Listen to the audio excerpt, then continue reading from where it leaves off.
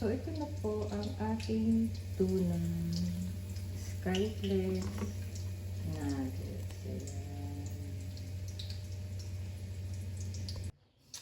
So, yan guys. For today, magagawa naman po ako ng Skyflex tuna nuggets. Ayan. Nakita ko rin po ito sa ibang post. So, gusto ko rin siyang itry.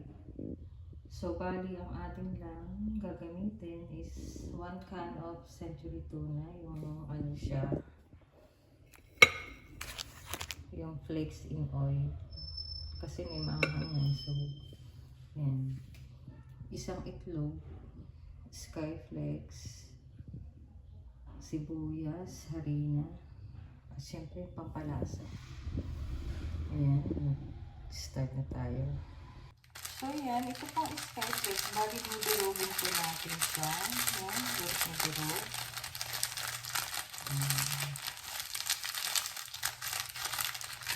Durog po natin siya. Durog na durog po.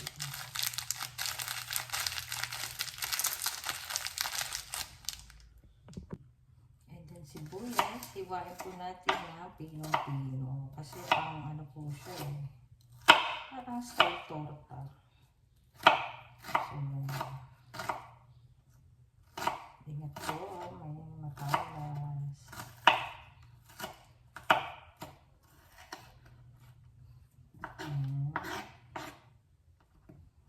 Tanggal niyo yung balat.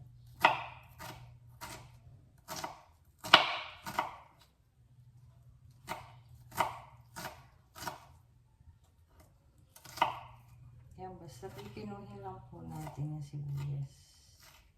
Sibuyas lang po itong hahalo dito.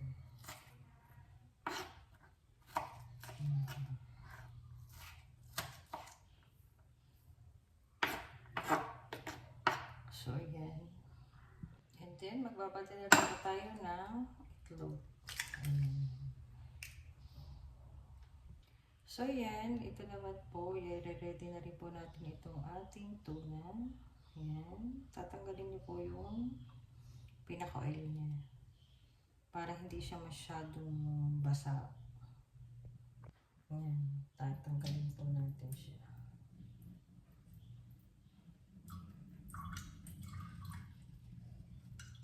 So, ayan. Nalis ko na po yung oil niya. Mag-start na po tayo. Yung itlog po. Batiin na natin. Ayan.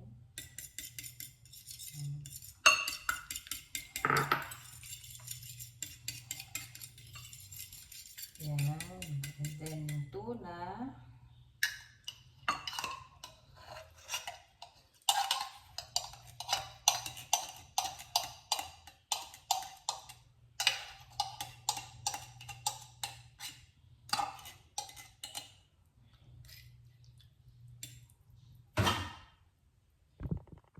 So, yan. Bali, nilis lang po natin ang tuna, itlog.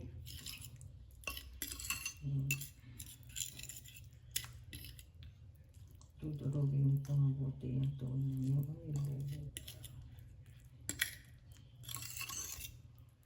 Okay. And then, lagay na po natin ang sibuyas. Ayan.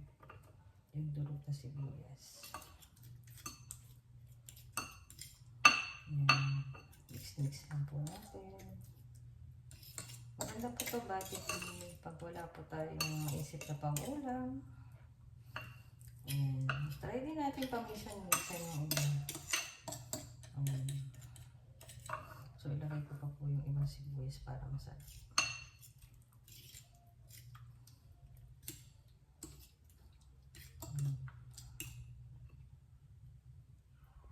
Ilagay na po natin ang Skyflex.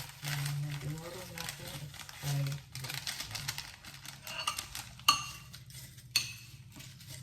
So, mix lang po natin.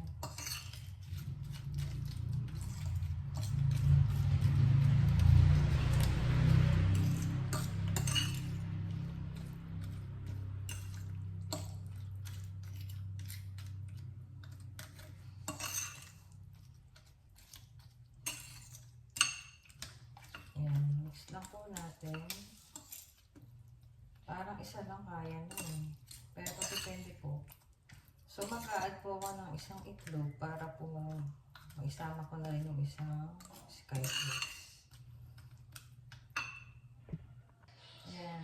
Tapos lalagyan po natin siya ng harina. Yan.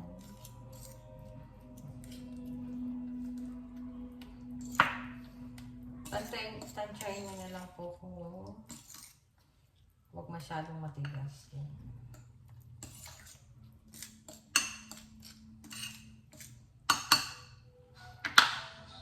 And add some salt. Yan, konti lang yun po. Yan. Tapos, paminta.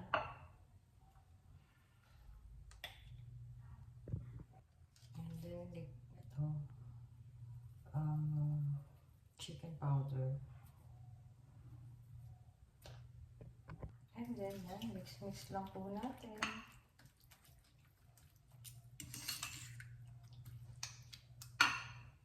Ayan, mix it well. Kasi lalambot na din po yung skyflakes. So, yun. Pag na-mix na po natin lahat ng ingredients, ayan, mag-start na tayo mag-fry. So, ayan, bali, makikita nyo yung texture nyo. Kailangan tansyain nyo. Pwede nyo dagdagan siya ng harina o parang medyo ano pa siya, basa. So mag-a-add ako ng konti pang harina kasi parang malambot siya. Yan. So yan, nagpapainit na po tayo na kawali.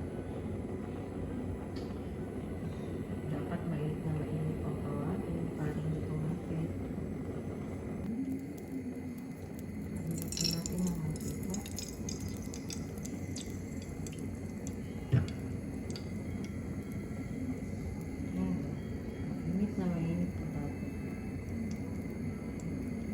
Okay, try ito natin. Mukhang mainit na po ang ating mantika. So, ang ginamit ko na lang po dito ay ang kutsara.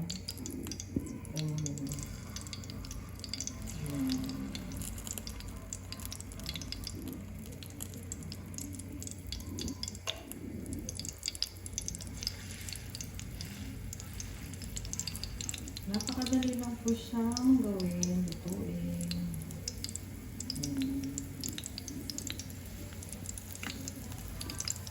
So, halagang 60 pesos siguro may budget. Kasi ito na is nasa 20 plus. Tapos ito.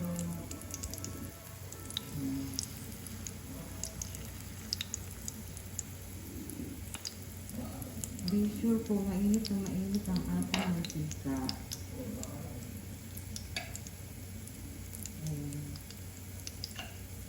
Ayun na pong bahala naman kung anong size.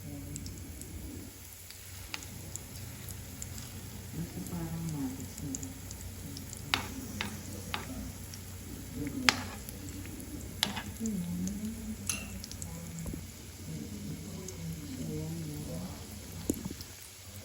Wait na lang po natin siyang mag-golden brown. And then, babagtagin na po natin siya. Medium heat lang po kasi baka mabigla. Hinahan ko po yung apoy.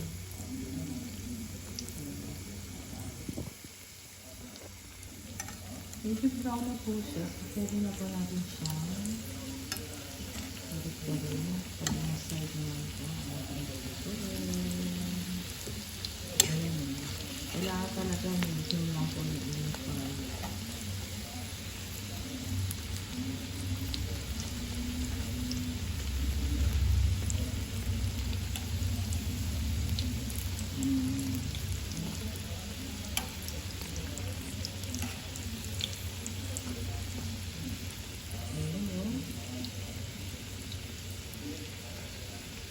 Konti na lang, maluluto na siya. Meron na tayo pang gulay.